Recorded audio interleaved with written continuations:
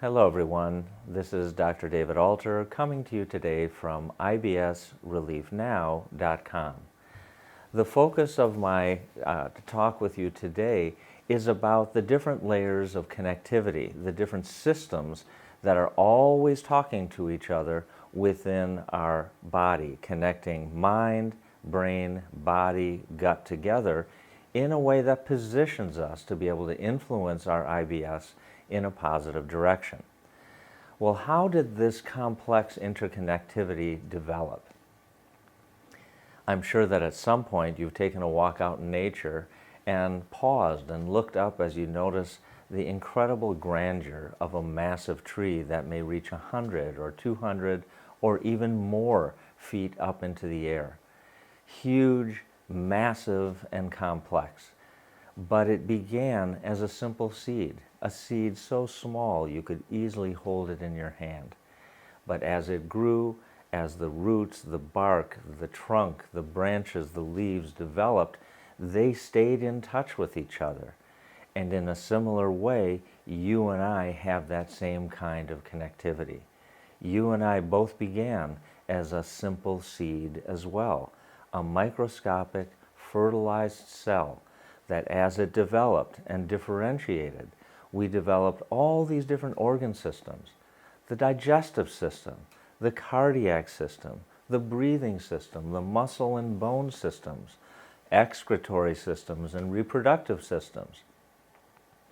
And the point is, they remain connected, talking to each other, influencing each other in ways we're not even aware of all the time. Let's take a look at a slice of that complex interconnectivity by just looking at some of the players that are involved in this crosstalk that happens inside our digestive tract. In order for us to carry out the process of digestion, we have to have the brain, what we might call the central brain, talking to our gut.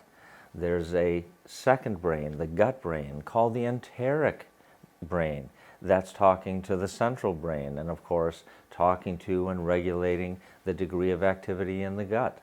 You have your immune system that has nerves that are reaching deep into the gut to detect whether there's anything in the food that we've eaten that is dangerous, and if so, it sets in motion an inflammatory response to try and bring that under control. You have trillions of bacteria living there, without which you and I couldn't carry out the process of digestion. And both those immune cells and the bacteria themselves are constantly secreting different molecules called metabolites that circulate throughout the body. And they're talking to every other layer up to and including the brain, where they influence our emotional states, they influence our energy level, fatigue, they influence how we sleep. And together, these players are active in ways that we know as IBS, and the fact that they're connected gives us the position, the opportunity to reprogram the messaging that they give to one another in ways that help us bring IBS under better control. We're going to practice doing that today by using a practice I'm going to guide you through in just a few minutes. That practice is an example of how input at one system level, when the messaging is healthy, reverberates through the rest of the systems that I've talked about in a way that helps calm down IBS symptoms, helps improve general health, helps put you on a pathway to feeling and functioning better in your day-to-day life.